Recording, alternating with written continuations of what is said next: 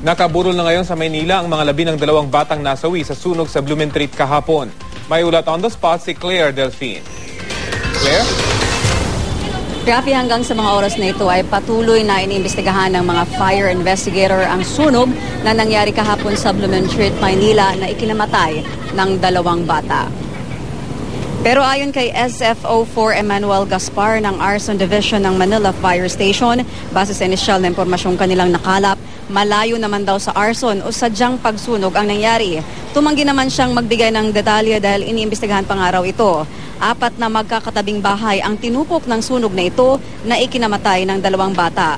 Kinilala ang mga biktima na sina Arjun Salombre at J. Briggs Jacobe, parehong 4 na taong gulang. Naglalaro raw ang 2 bata sa second floor ng bahay kung saan unang sumiklab ang sunog.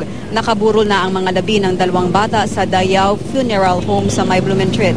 Tumanggi nga magpakuha at magbigay ng pahayag ang kanilang mga pamilya. Kanina, naabutan din namin ang ilang tauhan ng Meralco na nagkukumpuni ng mga kable ng kuryenteng naapektuhan ng sunog kahapon na nagresulta sa pagkawala ng supply ng kuryente sa lugar. Rafi?